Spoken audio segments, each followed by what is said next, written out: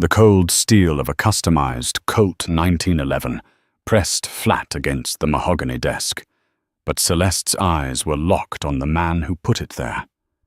Declan Gallagher, the most ruthless syndicate leader in Chicago, stared at her trembling, swollen silhouette. "Tell me who the father is," the Mafia boss demanded, his voice a lethal, vibrating whisper that sucked the oxygen from the room. She'd hidden the truth for 6 agonizing months, but time had just run out. Celeste Higgins had spent her entire 32 years mastering the art of invisibility. It was a survival mechanism, one largely afforded to her by her physical size. In a world that worshipped sharp angles, hollowed cheeks, and women who looked like they could snap in a stiff breeze, Celeste was undeniably, unapologetically fat. She had broad, soft shoulders, thick thighs, and a heavy, rounded stomach that she typically draped in oversized cashmere cardigans and loose empire waist dresses. Society had a habit of looking right through women her size, treating them as part of the background scenery. For most of her life, Celeste had resented that invisibility. But for the last 6 months, it had been her greatest weapon. She worked as the senior forensic accountant for Gallagher Logistics, a towering glass and steel corporation situated in the wealthy enclave of Chicago's River North. On paper, it was a legitimate import-export empire. In reality, it was the meticulously clean front for the Gallagher crime syndicate. Celeste knew exactly who she worked for. She saw the millions of dollars moving through shell companies in the Cayman Islands, the sudden spikes in revenue that coincided with shipments at the Port of Chicago, and the consulting fees paid out to ghost entities. But Celeste kept her head down, her practical leather clerks silent on the marble floors, and her mouth strictly shut.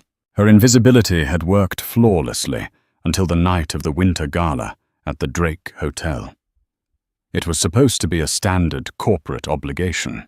Celeste had worn a deep burgundy velvet gown, one of the few garments she owned that actually hugged her lush curves rather than obscuring them, and found a quiet corner in the Gold Coast room to sip her ginger ale. She hadn't intended to cross paths with Declan Gallagher. Declan was a phantom to most of the employees, a terrifying spectre of a man who ruled his empire with cold, calculated brutality. He was tall, built like a heavyweight boxer, with piercing, pale blue eyes and a jawline that looked like it had been carved from granite. He was typically surrounded by towering bodyguards, and women poured into 6-inch Christian Louboutins. But that night, Declan had been bleeding. Celeste had retreated to the darkened archival library on the 2nd floor to escape the noise, only to find the Mafia boss slumped against a leather Chesterfield sofa, gripping his ribs, blood seeping through his tailored Tom Ford tuxedo. A rival faction had attempted a quiet hit in the valet tunnel. His security had neutralized the threat, but not before a stray blade caught him. Instead of screaming, Celeste had locked the heavy oak doors. She hadn't panicked. Using the first aid kit from the catering kitchen and her own torn velvet slip, she had cleaned and bound the wound with the clinical precision of a woman who had spent her life quietly fixing other people's messes. Declan had watched her the entire time. He hadn't seen a fat, invisible accountant. Through the haze of pain and adrenaline, he had seen a fiercely competent, deeply grounded woman. When her soft, warm hands had pressed the bandages to his torso, something volatile had ignited between them. The isolation of the room, the scent of her vanilla perfume, the stark contrast of his violent world colliding with her soft, nurturing reality. It had broken down his defenses. And, to Celeste's eternal shock, it had broken down hers. What happened on that leather sofa was desperate, raw, and earth-shattering. Declan had touched her with a reverence she had never experienced, his large hands mapping the heavy curves of her hips and the soft expanse of her belly, as if she were the most exquisite treasure he had ever claimed. For one night, Celeste wasn't invisible. She was the center of a dangerous man's universe. But when the dawn broke over Lake Michigan, reality had crashed back down.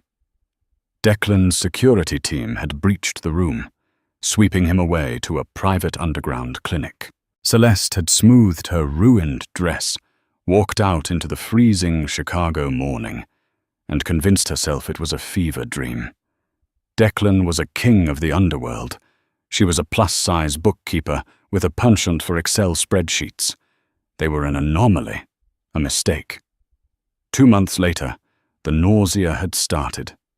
Celeste had sat on the cold tile of her cramped bathroom in Logan Square, staring at the 2 pink lines on the plastic stick, her heart pounding a frantic rhythm against her ribs. She was pregnant, with the heir to the Gallagher syndicate. Panic had set in instantly. She knew what happened to women who got entangled with the mob. They became leverage. They became targets. And more terrifyingly, she knew what Declan would do if he found out. A man like him wouldn't let his bloodline walk away. He would take the child, and Celeste would be trapped in a gilded cage for the rest of her life. Or worse, deemed an unsuitable mother, and discarded entirely. So she hid it. Her body type played perfectly into her deception. As the baby grew, Celeste simply bought larger cardigans. When her face grew a little fuller, her co-workers assumed she was just gaining weight, a topic no one dared bring up to a fat woman out of sheer social awkwardness. She blamed her morning sickness on a lingering stomach ulcer. She scheduled her appointments at Northwestern Memorial Hospital under a false surname, paying in cash she had meticulously saved. She thought she was safe. She thought she could quietly transfer to a branch in Seattle by her 3rd trimester and disappear into the rain. She hadn't counted on the karma of the Gallagher organization coming back to bite her, and she certainly hadn't counted on Ryan Mitchell. By month 6, the physical toll of the pregnancy was becoming impossible to ignore. Celeste's ankles swelled fiercely by mid-afternoon, suffering from severe edema that made her sensible shoes feel like vice grips. The baby, a boy, the ultrasound tech had cheerfully announced, was incredibly active, constantly kicking against her ribs.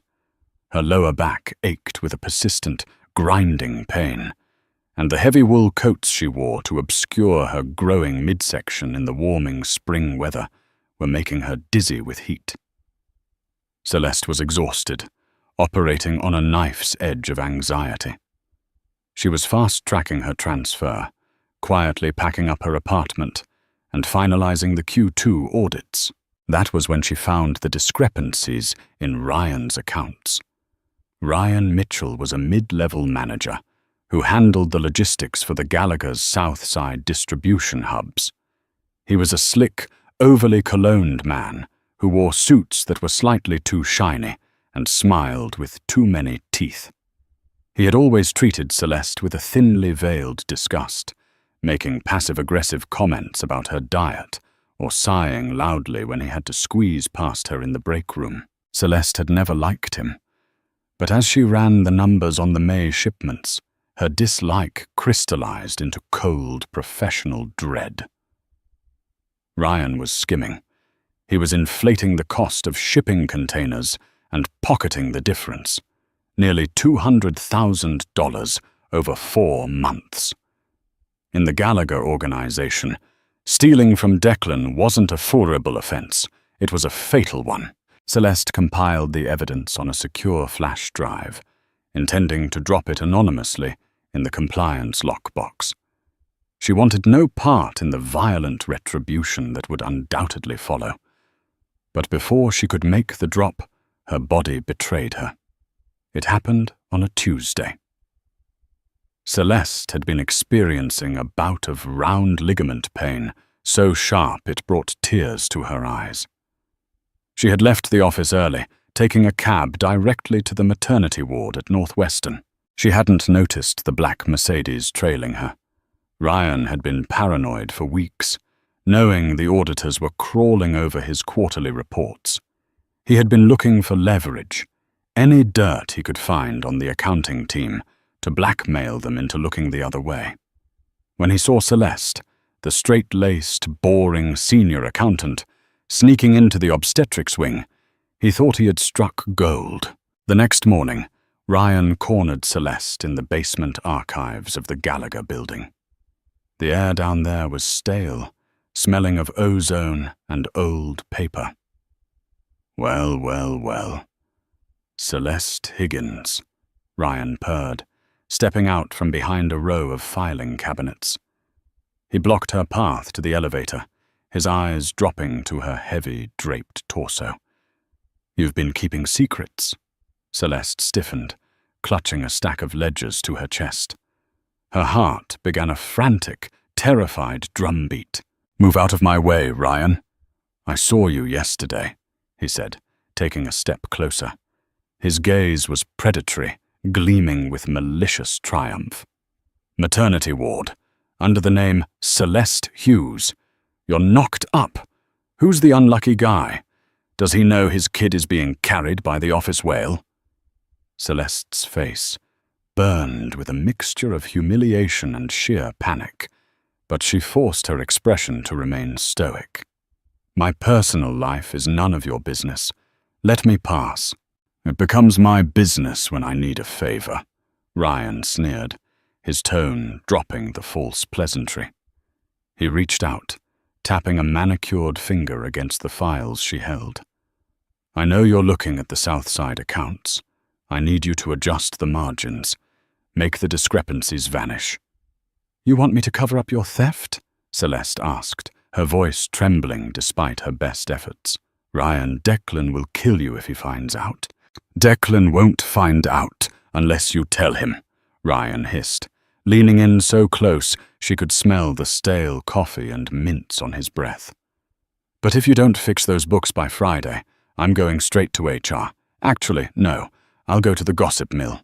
How long do you think you can keep your job here once everyone knows you're an unwed, pregnant liability? They'll find an excuse to fire you. Good luck paying for that bastard child without the Gallagher health insurance." Ryan thought he was being clever. He thought she was just a pathetic, lonely woman hiding a shameful secret from a random one-night stand. He had absolutely no idea that the baby he was threatening belonged to the apex predator of their world.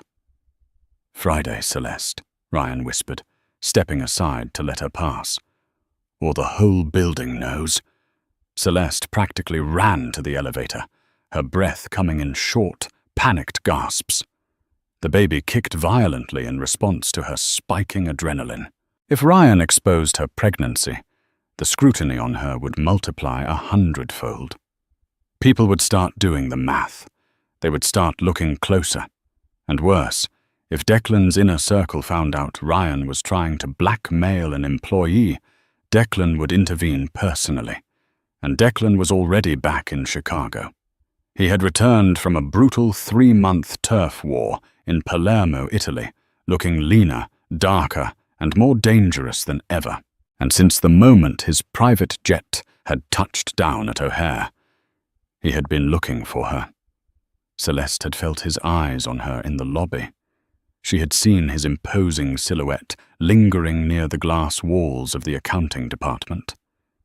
Declan hadn't forgotten the night at the Drake. If anything, the memory of her soft skin and quiet strength had haunted him across the Atlantic. He had tried to dismiss it, to bury it under the blood and violence of his daily life. But it was impossible. He wanted her back in his bed. He wanted to strip away the oversized sweaters and possess the woman beneath them. He didn't know she was carrying his child, but his lethal instincts were already pinging. He noticed how she avoided his gaze. He noticed the slight waddle in her usually brisk walk. He noticed the pale, exhausted sheen of her skin. The tension was a tightly coiled spring, winding tighter with every passing hour. Celeste was trapped between a blackmailer who wanted her to commit corporate suicide and a mafia boss whose obsession with her was rapidly breaking through his ironclad control. By Thursday afternoon, the walls had completely closed in. Celeste had tried to bury Ryan's missing funds in a dummy account to buy herself time, but her hands had shaken so badly she had nearly locked herself out of the mainframe. Her stress levels were dangerously high. Her blood pressure was spiking, causing a dull, throbbing headache behind her eyes. She needed to get out. She had booked a one-way flight to Seattle for that night. Her bags were in the trunk of her Honda Civic, parked in the lowest level of the Gallagher Building's underground garage. She just had to make it to 5 p.m. At 4:45 p.m., the accounting floor was nearly empty. Celeste grabbed her heavy wool coat, draping it over her swelling stomach, and headed for the service elevator. She was panting slightly, the weight of the child pressing heavily on her lungs. She made it to sub-level 3. The garage was dimly lit, echoing with the distant hum of ventilation fans. She fumbled for her keys, her swollen fingers slipping on the metal. "Going somewhere, Celeste?" Celeste spun around, her heart dropping into her stomach. Ryan Mitchell stepped out from behind a concrete pillar. He looked frantic, his tie loosened, a sheen of sweat on his forehead. "It's Thursday, Ryan." "You said Friday," Celeste said, backing up until her spine hit the cold metal of her car door. "The internal audit team just pulled the South Side manifests," Ryan snapped, closing the distance between them. "You didn't fix the books. They're going to see the missing funds." "I couldn't," Celeste cried out, her protective instinct flaring as she crossed her arms over her abdomen. "The system is double encrypted. If I alter the main ledger, it flags Declan directly. I'd be signing my own death warrant." "You stupid fat cow," Ryan snarled, his panic turning to vicious rage. He lunged forward, grabbing Celeste by the shoulders and slamming her hard against the car. Celeste screamed, a raw, primal sound of terror. She didn't care about the pain in her shoulders. She only cared about the impact to her stomach. "Let go of me! You're going to march back upstairs and fix it right now, or I swear to God I'll beat the living." Ryan's threat was abruptly cut off by a sickening crunch. Celeste gasped as Ryan's weight was violently ripped away from her. She slumped against her car, clutching her stomach, gasping for air. Standing over Ryan's crumpled, groaning body was Tommy, Declan Gallagher's 6'4" head of security. Tommy's knuckles were bleeding, his face a mask of terrifying indifference. He didn't even look at Ryan. He looked directly at Celeste. "Mr. Gallagher wants to see you in the penthouse." "Now," Tommy said, his voice a low gravel. I need to go home," Celeste stammered, tears of shock blurring her vision. "Please, Tommy. I'm not feeling well." Tommy finally glanced at her stomach, his eyes narrowing slightly before returning to her face. "It wasn't a request, Ms. Higgins. Come with me." There was no escaping. The hard karma Ryan had invited had arrived instantly, but Celeste was caught in the blast radius. Trembling uncontrollably, she allowed Tommy to escort her to the private executive elevator. The ride up to the 60th floor felt like a descent into hell. Every floor they passed was another nail in her coffin. The doors opened directly into Declan's penthouse office. It was a massive, intimidating space of dark wood, floor-to-ceiling windows overlooking the Chicago skyline, and leather furniture. Declan was standing by the window, pouring a glass of amber whiskey. He didn't turn around when she entered. Tommy closed the doors silently behind her, leaving them alone. The silence stretched, suffocating and heavy. Celeste stood near the door, her heavy wool coat still clutched tightly around her. She was hyperventilating, her chest heaving, the baby thrashing in distress inside her. "Ryan Mitchell has been skimming from my South Side hubs," Declan said softly, his deep voice vibrating through the room. He took a sip of his whiskey. "My auditors brought it to my attention an hour ago. Tell me, Celeste, why was my senior forensic accountant down in the parking garage, being assaulted by a dead man walking?" Celeste swallowed hard. He knew I found the discrepancies. He wanted me to hide them." Declan finally turned around. The raw, predatory intensity in his eyes made Celeste take a step back. He set his glass down on his mahogany desk. Slowly, deliberately, he reached into his suit jacket, drew his customized Colt 1911, and set it flat on the wood. The click of the metal echoed like a gunshot. "I have men who will spend the next 3 days explaining to Ryan exactly why stealing from me is a mistake," Declan said, walking slowly around the desk toward her. "But you are a puzzle, Celeste. You're smart, you're cautious. You wouldn't risk your life for a worm like Ryan, which means he had leverage on you." He was standing inches from her now. Celeste had to tilt her head back to look at him. His scent, sandalwood, expensive tobacco, and pure concentrated danger enveloped her. "What leverage did he have, Celeste?" Declan asked, his voice dropping to a hypnotic, dangerous murmur. "Nothing," Celeste lied, a tear finally escaping and tracking down her pale cheek. "He had nothing." Declan's eyes darkened. He reached out, his large, calloused hand gently tracing the line of her jaw. Celeste shivered violently.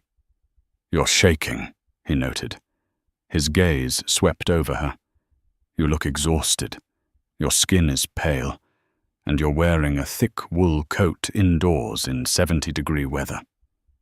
Celeste squeezed her eyes shut. "Please, no. Please don't look." But Declan was no fool. He was a man who survived by noticing the smallest, most hidden details. His hand trailed down from her jaw, over her collarbone, and stopped at the lapels of her heavy coat. With a swift, decisive movement, he pulled the coat open.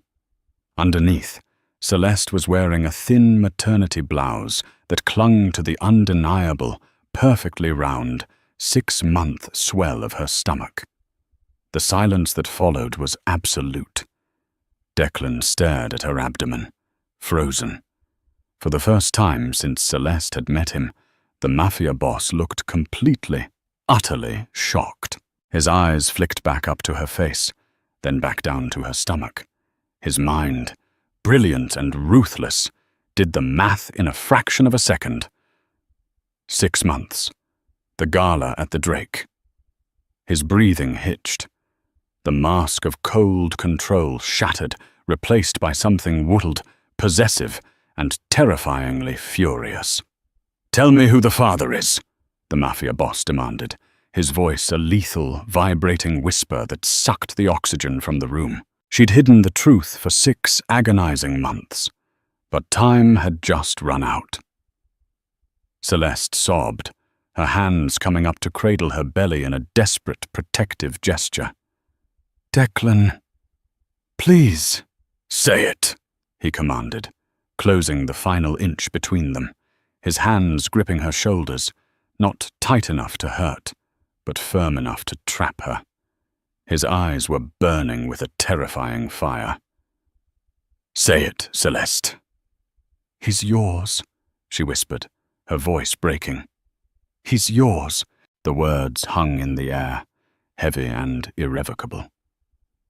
"He's yours."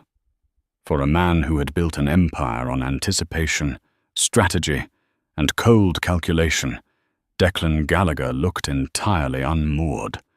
His gaze remained locked on Celeste's face, his pale blue eyes searching her terrified features for a lie, a trick, any sign of deceit. But there was none. Only the raw, trembling exhaustion of a woman who had carried a monumental secret entirely on her own. Slowly, as if approaching a skittish deer, Declan moved his hands from her shoulders. He let them trail down the soft, heavy wool of her coat, pushing the fabric aside completely to reveal the full truth. His large, scarred palms hovered for a fraction of a second before he gently, almost reverently, placed them flat against the swell of her stomach. Celeste held her breath, her heart hammering against her ribs like a trapped bird. At the exact moment his hands made contact, the baby, agitated by Celeste's spiking adrenaline and elevated heart rate, delivered a sharp, rolling kick right against Declan's palm. Declan gasped. It was a sharp, inhaled breath that sounded almost painful. The ruthless syndicate leader, a man who had ordered the demise of rivals without blinking, stumbled back half a step, staring at his own hand as if he had just been struck by lightning. "A boy," Celeste whispered, fresh tears spilling over her lashes. "The ultrasound. They said it's a boy." A terrifyingly beautiful darkness washed over Declan's face. The shock evaporated, instantly replaced by a possessiveness so intense it seemed to change the atmospheric pressure of the room. He looked at Celeste, not just as a woman he desired, but as the mother of his bloodline, the sacred vessel carrying the next generation of his empire. Before he could speak, the heavy oak doors of the penthouse opened. Tommy stepped in, his expression grim. In his massive hands, he carried Celeste's rolling suitcase and a canvas duffel bag. "Found these in the trunk of her Civic, boss," Tommy reported, setting the luggage on the floor with a heavy thud. "Along with a printed boarding pass. One way to Seattle. Flight leaves in 3 hours. Declan's head snapped toward the luggage, and then back to Celeste.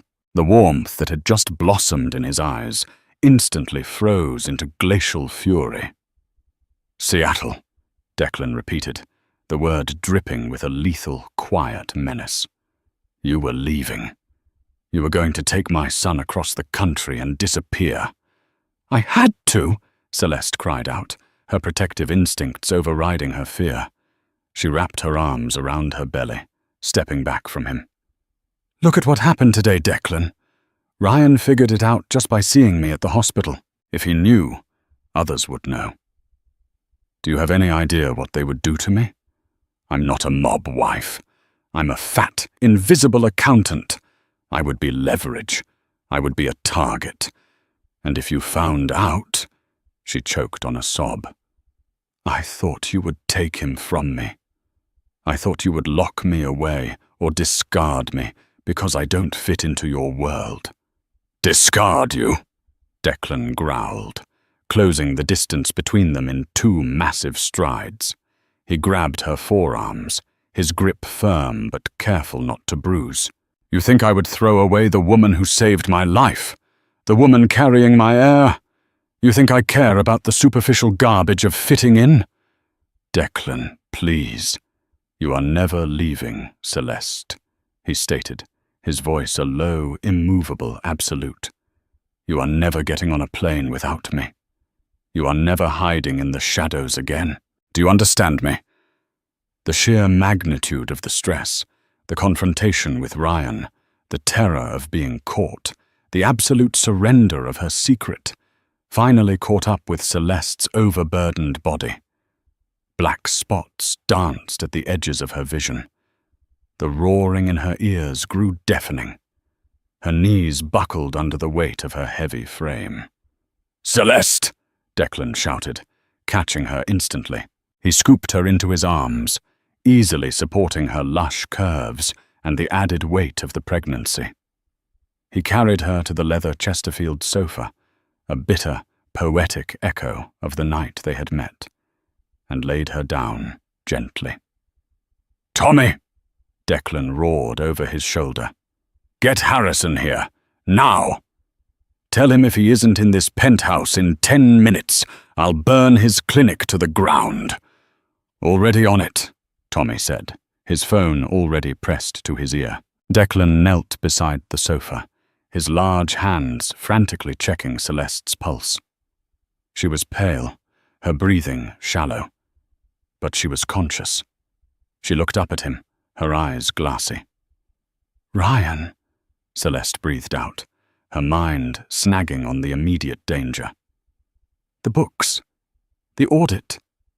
"Do not think about Ryan Mitchell," Declan said, his voice dropping to a terrifyingly calm register. "Ryan put his hands on you. He shoved the mother of my child against a concrete pillar in a cold garage." Celeste saw a flash of pure, unadulterated violence in Declan's eyes, a promise of retribution so absolute it made her shiver. The hard karma Ryan had invoked by trying to bully the invisible fat girl in the office had manifested into the worst possible nightmare. He hadn't just bullied an accountant, he had assaulted the queen of the Gallagher syndicate. "Tommy," Declan said, not taking his eyes off Celeste's pale face. "Yeah, boss. Take Ryan to the warehouse at the docks, the one with the soundproofing," Declan ordered softly. "Make sure he is wide awake when I get him there. He likes to steal. We'll see how well he steals when he doesn't have fingers." Celeste closed her eyes, turning her face into the soft leather cushions. She had tried to avoid the violence of Declan's world. She had tried to remain invisible, but the veil was gone. She was bathed in the harsh, bloody light of the Mafia, and there was no going back. When Celeste next opened her eyes, the ceiling was wrong. It wasn't the water-stained plaster of her Logan Square apartment, nor was it the sleek, modern acoustic tiles of the Gallagher corporate building. It was a soaring, vaulted ceiling adorned with hand-carved mahogany beams and a cascading crystal chandelier. She was lying in a massive four-poster bed, fitted with sheets, so soft they felt like liquid silk against her skin. The room smelled of lavender and sandalwood. Blood pressure is returning to normal, but her heart rate is still elevated, a calm, clinical voice said from somewhere to her left. Celeste turned her head heavily. Standing near the edge of the bed was an older man with silver hair and a stethoscope draped around his neck. Next to him, arms crossed over his broad chest, stood Declan. He had shed his suit jacket. His white dress shirt was unbuttoned at the collar, his sleeves rolled up to reveal the dark ink of syndicate tattoos winding up his forearms. He looked exhausted, yet violently alert. "Celeste!" Declan stepped forward immediately, his hard face softening the moment her eyes met his. He sat on the edge of the mattress, the bed dipping under his considerable weight. "How do you feel?" "Like I was hit by a truck," she croaked. Her mouth felt like it was stuffed with cotton. Dr. Harrison stepped forward, offering her a glass of ice water with a straw. "You experienced a severe vasovagal syncope episode, Ms. Higgins, brought on by extreme stress, exhaustion, and the physical demands of your 3rd trimester. The baby is perfectly fine. Heartbeat is strong and steady. But you, my dear, are dangerously close to preeclampsia. You need bed rest, hydration, and 0 stress." "Thank you, Harrison." "You can wait outside," Declan commanded, not taking his eyes off Celeste. The doctor nodded wisely, packing his bag and slipping out of the heavy double doors, leaving them in a profound, heavy silence. Celeste took a slow sip of the water, looking around the palatial bedroom. "Where am I?" "My home, in Vinatarka," Declan said. "Your apartment is being packed up by my team as we speak. Your lease is broken. You live here now." It wasn't a request. The gilded cage had locked its doors. Celeste felt a flare of her old defensive anger, a survival trait she had honed over years of being marginalized. "You can't just kidnap me, Declan," she said, trying to sit up. Her heavy breasts heaved with the effort, and her swollen stomach made the movement clumsy. Declan immediately put a hand behind her back, effortlessly assisting her until she was propped against the plush pillows. "I'm not kidnapping you, Celeste. I am protecting you," Declan corrected softly. "From the moment Tommy brought you upstairs, your life changed permanently. The men in my organization respect strength, but they look for weakness. If anyone had found out you were carrying my child before I did, they would have used you to bleed me dry." Celeste looked down at her hands, twisting the edge of the silk blanket. "That's exactly why I didn't tell you. That and—" She swallowed the lump in her throat. "I know how men like you operate. I know the women you usually surround yourself with. They are runway models. They are flawless. I am—" She gestured vaguely to her broad, soft body. "I am fat, Declan. I've been fat my whole life. People look right through me. I assumed that night at the Drake was just a trauma bond. A mistake. I thought if I told you about the baby, you'd take him and pay me off to disappear, because I'm an embarrassment." Declan's jaw clenched so hard, a muscle feathered near his ear. He moved closer, caging her between his arms as he leaned over her. "Look at me," he commanded. Celeste hesitated, then lifted her chin, meeting his fierce blue gaze. "The women you're talking about are decorations," Declan said, his voice a low rumble that vibrated in his chest. "They are status symbols, nothing more. They shatter at the first sign of blood. But you? I was bleeding out on a couch and you didn't scream. You locked the door and put me back together. You are brilliant. You are strong. And as for your body—" He moved his hand, letting his large palm slide over the heavy curve of her hip beneath the blankets, trailing up to rest possessively on the side of her waist. "I have thought about the softness of your skin, the weight of your curves, every single night for the last 6 months," he confessed, his voice turning ragged with restrained desire. "You are exactly the woman I want. Do not ever insult the mother of my child by calling her an embarrassment again. You are a queen, Celeste, my queen." The absolute sincerity in his eyes shattered the defensive walls Celeste had spent 32 years building. For the first time in her life, a man wasn't looking past her or settling for her. He was looking at her as if she were the only woman on earth. A tear slipped down her cheek, and Declan caught it with his thumb. "Now," Declan said, his tone shifting back to business, though his hand remained gently stroking her side. "We have a problem to solve. Ryan Mitchell." Celeste shivered at the name. Did you kill him?" "Not yet," Declan said coolly. "He's in a holding cell at my docks.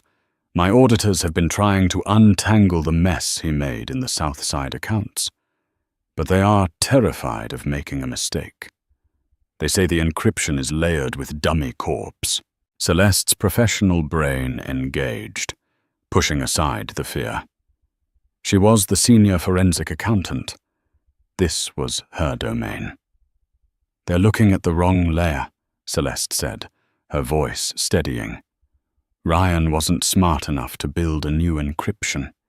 He piggybacked off the old bootlegging routes your grandfather used, filtering the money through the offshore shell company tied to the Maritime Shipping Union." Declan stared at her, a slow, predatory smile spreading across his face. He looked thoroughly, incredibly impressed. "You tracked it back to the Union?" "I tracked it all," Celeste said, a spark of defiance in her eyes. "Give me a laptop. I can isolate the missing funds and rebuild the ledger in 2 hours." Declan laughed, a deep, booming sound that echoed in the vast bedroom. It was a sound of pure triumph. He leaned forward, pressing a hard, claiming kiss to her forehead.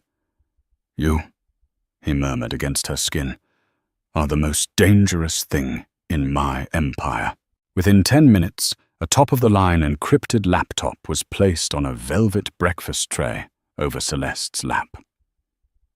Propped up against the pillows, wearing one of Declan's oversized black silk shirts that draped beautifully over her pregnant belly, Celeste went to work. Her fingers flew across the keys, her mind sharply navigating the complex financial labyrinth of the Gallagher syndicate. Declan sat in an armchair by the window, a glass of whiskey in hand, watching her. He watched the way her brow furrowed in concentration. He watched the capable, intelligent woman who had hidden in plain sight, who had nearly outsmarted him, now actively dismantling the man who had dared to threaten her. 2 hours later, Celeste hit the enter key with a satisfying click. "Done," she announced, leaning back with a sigh. "The funds are isolated. The ledger is clean. Ryan's digital footprint is completely exposed." Declan stood up, walking over to the bed. He looked at the screen, then looked at Celeste. The pride in his eyes was undeniable. "Thank you, Mhiwoil," he said, using the Gaelic term of endearment softly. He closed the laptop and set it aside. "Get some sleep. You and our son need to rest." "Where are you going?" Celeste asked, her heart giving a little flutter as he strapped a leather shoulder holster over his chest. Declan's eyes went dead and cold, the syndicate boss returning in full force. "Ryan Mitchell thought he could threaten what is mine," Declan said, his voice carrying the chilling finality of a judge passing a death sentence. "I'm going to the docks. It's time I show him what happens when karma hits back." The Southside docks were a desolate stretch of rusted shipping containers, cracked concrete, and freezing water that sloshed relentlessly against the pylons. In the dead of night, the area was swallowed by an impenetrable fog rolling off Lake Michigan. Warehouse 4 was positioned at the very edge of the pier. From the outside, it was a decaying relic of Chicago's industrial past. On the inside, it was a soundproofed, meticulously clean interrogation room where the Gallagher syndicate ensured their secrets stayed buried. Inside, the air was thick with the metallic tang of fear and the harsh glare of industrial halogen lights. In the center of the vast, empty concrete floor sat a single, heavy iron chair, bolted to the ground. Ryan Mitchell was strapped to it. His shiny, expensive suit was ruined, torn at the shoulders and stained with sweat and grime. His face was bruised from where Tommy had intercepted him in the parking garage, and his breath came in short, panicked gasps. He had been sitting in the freezing warehouse for 3 hours, surrounded by 4 of Declan Gallagher's most terrifying enforcers. None of them had spoken a single word to him. They just stood in the shadows, like gargoyles, waiting. The silence was a psychological torture all its own. Ryan's mind raced frantically, trying to calculate his odds. He was arrogant, but he wasn't entirely stupid. He knew he had been caught stealing, but he also knew the syndicate's hierarchy. Mid-level managers who skimmed were usually beaten within an inch of their lives, stripped of their assets, and exiled. He could survive that. He just had to grovel, return the money, and blame it on an accounting error. He would blame Celeste. Yes, that was the play. He would tell Declan that the fat, incompetent bookkeeper had bungled the ledgers and tried to frame him. The heavy steel door at the far end of the warehouse groaned open. The rhythmic, heavy footfalls of leather dress shoes echoed against the concrete walls. The enforcers immediately straightened, stepping back into the shadows to clear a path. Declan Gallagher emerged into the harsh pool of halogen light. He had changed out of his suit and was wearing a black cashmere turtleneck and dark slacks, looking every inch the apex predator of the Chicago underworld. His face was an emotionless mask, carved from granite. In his right hand, he held a thick manila folder. "Mr. Gallagher! Declan, please, you have to listen to me!" Ryan screamed, his voice cracking as he strained against the heavy zip ties binding his wrists to the armrests. "It's a misunderstanding. I can explain everything. The numbers." Declan didn't say a word. He walked slowly, deliberately, until he was standing just inches from Ryan. He tossed the manila folder onto Ryan's lap. The pages spilled out, printed copies of the exact ledger Celeste had rebuilt from the penthouse bed just hours prior. "The offshore shell company tied to the Maritime Shipping Union," Declan said, his voice a low, vibrating hum that seemed to resonate in Ryan's very bones. 4 months, $214,000, neatly itemized and scrubbed of your digital footprint, or so you thought. Ryan stared at the papers, the blood draining completely from his face. His lie withered in his throat. How did you find that?" "My senior forensic accountant found it," Declan replied, his pale blue eyes locking onto Ryan's terrified gaze. "She isolated the missing funds and rebuilt the ledger in under 2 hours. She is exceptionally brilliant." Ryan's desperation surged, overriding his common sense. "Celeste, boss, you have to believe me. She's setting me up. She's a crazy, lonely woman. I caught her trying to sneak out of the building. She's pregnant, for God's sake. Probably trying to steal the money to run away and take care of whatever bastard she's carrying." The temperature in the warehouse seemed to plummet 30 degrees. The 4 enforcers in the shadows physically recoiled, taking a collective step back from their boss. Declan slowly leaned down, placing a hand on each of the iron armrests, trapping Ryan in his terrifying orbit. "Let me tell you exactly what you did today, Ryan," Declan whispered, the quietness of his voice far more horrifying than a scream. "You cornered my senior accountant. You threatened to expose a private medical condition to destroy her career. And then, when she refused to become an accomplice to your theft, you put your hands on her. You shoved her against a concrete pillar. I was angry," Ryan stammered, sobbing openly now. "I didn't hurt her." "You shoved a pregnant woman," Declan continued, his voice dropping into a demonic register. "A woman carrying a child. Did you know she was 6 months along? Did you know she was exhausted, suffering from hypertension, and terrified?" "She's just a bookkeeper," Ryan cried, completely failing to understand the magnitude of his error. "She's nobody." Declan's hand shot out, his massive fingers wrapping around Ryan's throat with the speed of a striking viper. He didn't squeeze enough to crush the windpipe, just enough to cut off the air supply and lift Ryan's chin so they were eye to eye. "She is the mother of my son," Declan snarled, the absolute truth detonating in the silent warehouse. Ryan's eyes widened to impossible proportions, the whites stark against his bruised skin.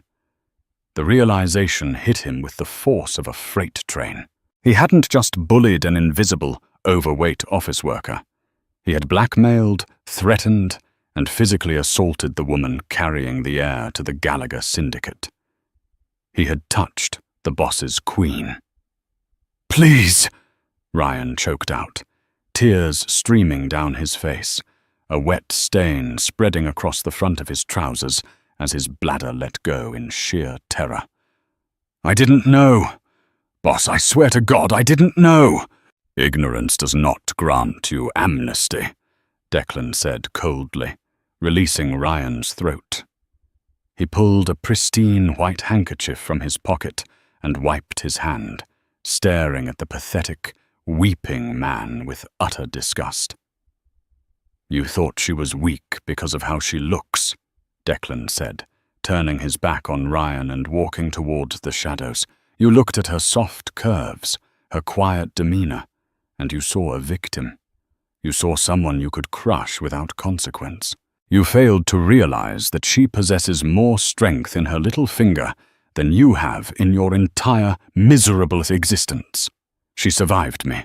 She survived the shadows, and she systematically dismantled your little operation from my bed." Declan stopped at the edge of the light. He looked over at Tommy, who was standing by a heavy metal workbench covered in various tools. "I told Celeste you liked to steal," Declan said, his voice echoing in the vast space.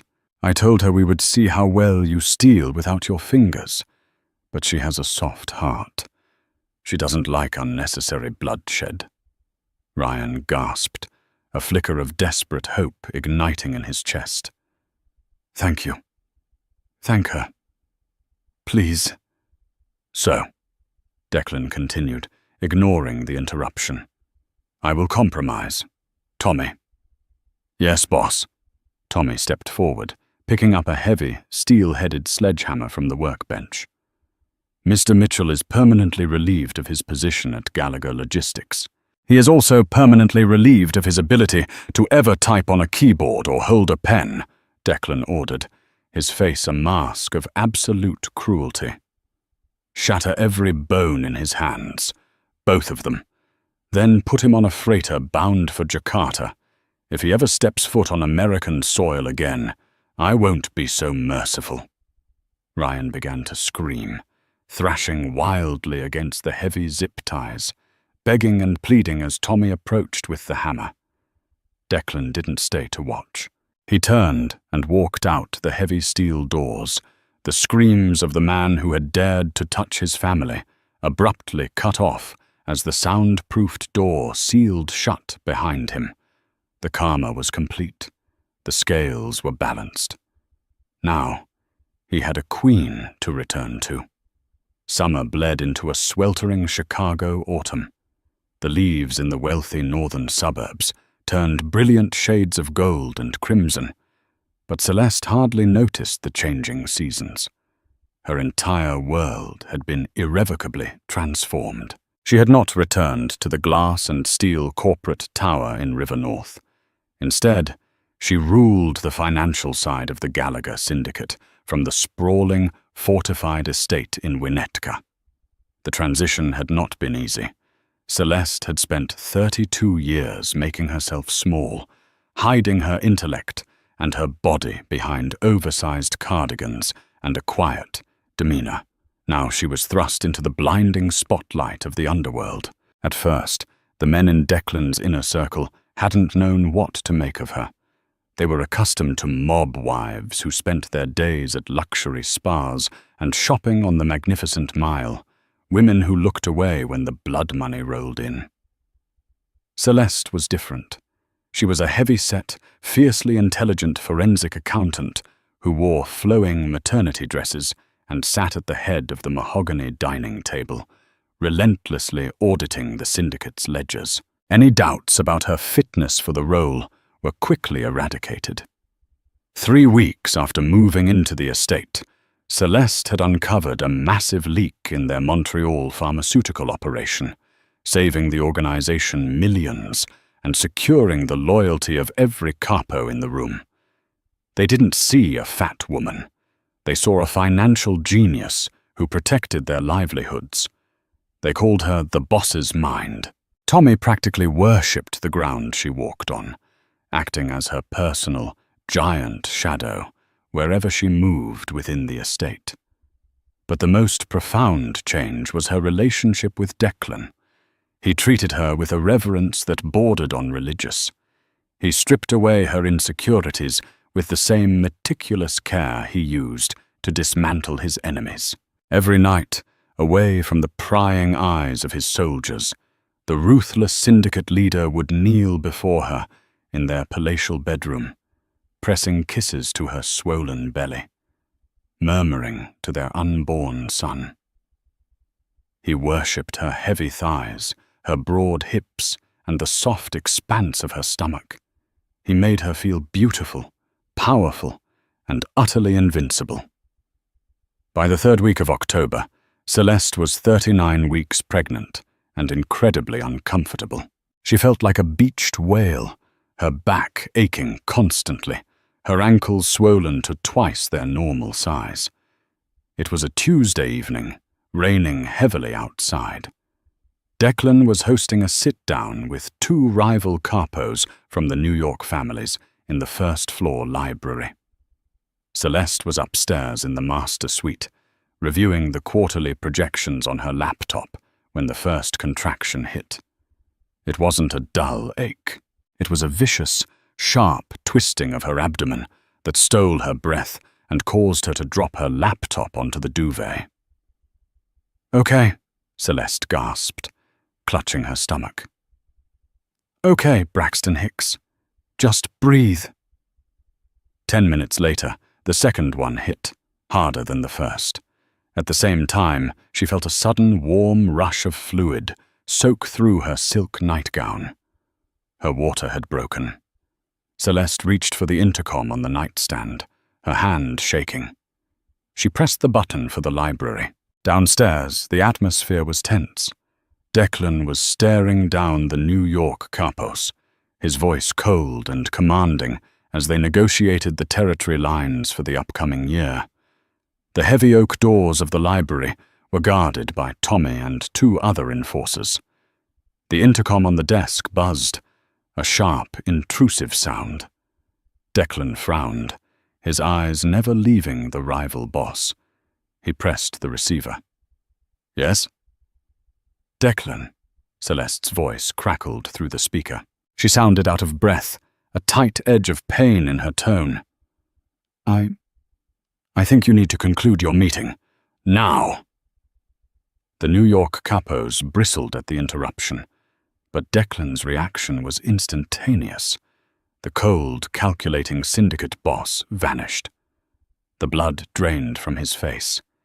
He slammed his hands down on the desk, standing up so violently his heavy leather chair toppled backward. "The meeting is over," Declan barked, already sprinting toward the door. "Get out of my house!"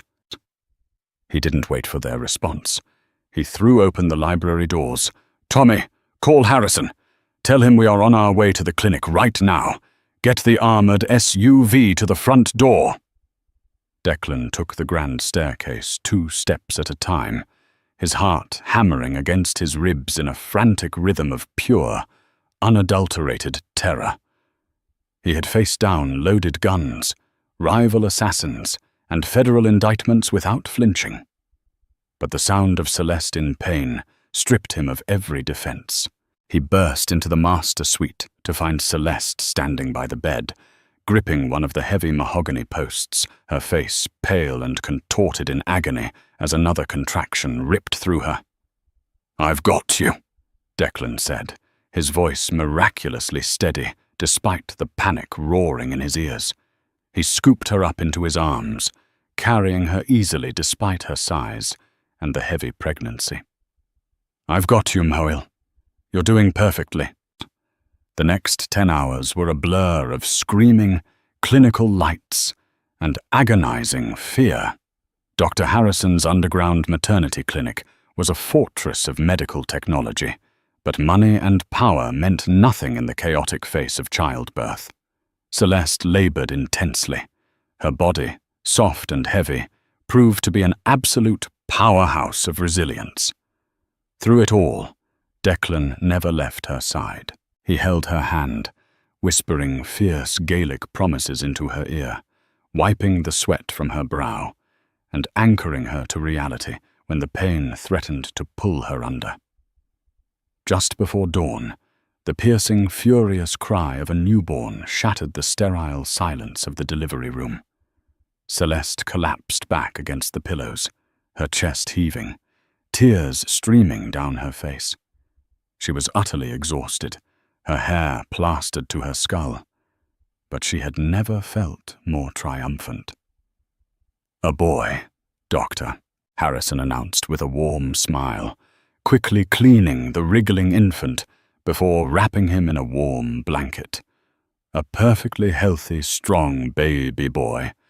Congratulations, Mr. Gallagher. Ms. Higgins." Declan stood frozen, his massive chest rising and falling heavily. He looked at the screaming bundle in the doctor's arms, and then looked down at Celeste. The ruthless Mafia boss, the king of Chicago, dropped to his knees beside the birthing bed.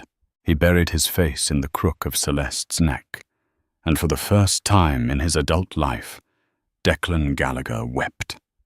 They were tears of absolute relief, of overwhelming love, and of profound gratitude. Dr. Harrison gently placed the baby onto Celeste's chest. The infant immediately quieted at the warmth of his mother's skin, his tiny fists waving in the air before settling against her breast. Celeste looked down at her son. He had a shock of dark hair, and even entirely squished and new, he had Declan's strong jawline. She felt Declan's large hand come up to rest over hers, gently encompassing the tiny body of their child. "Liam," Celeste whispered, looking at Declan. "Liam Gallagher." Declan kissed her forehead, then moved down to press a kiss to the top of his son's head. "Liam, the heir to the Empire." 3 months later, the Winter Gala at the Drake Hotel was held once again. This time, Celeste did not hide in the dark archival library. She walked into the grand ballroom on the arm of Declan Gallagher. She wore a custom-made emerald green gown that proudly displayed her full, lush curves and the lingering softness of her postpartum body. The room fell entirely silent as they entered. The elites of the underworld, the politicians, the socialites, everyone stopped to look at the king and his queen. There were no whispers about her size. There was only awe and respect. She was the woman who had saved the boss's life, the mastermind who doubled their profits, and the mother of the next generation. Declan guided her to the center of the room. He didn't care about the music or the staring crowd. He wrapped his arm around her thick waist, pulling her flush against his chest. He looked at her with a burning, possessive pride that made Celeste's breath catch. "You used to be invisible," Declan murmured against her ear, his hand trailing down to rest on the soft curve of her hip. "Look around, Celeste. They can all see you now." Celeste smiled, resting her head against his shoulder. She didn't need to hide anymore. The hard karma of her past had burned away the shadows, leaving her exactly where she was meant to be, ruling an empire, loved fiercely and never, ever invisible again. Did you love the intense twists and the satisfying hard karma in Celeste and Declan's story? Watching the invisible underdog rise to become the absolute queen of a mafia empire proves that true strength comes in all shapes and sizes. If this mafia romance drama kept you on the edge of your seat, smash that like button. Don't forget to share this story with your friends who love a fierce, protective hero and a brilliant heroine who outsmarts them all. Subscribe to the channel for more thrilling, dramatic, and emotionally charged stories.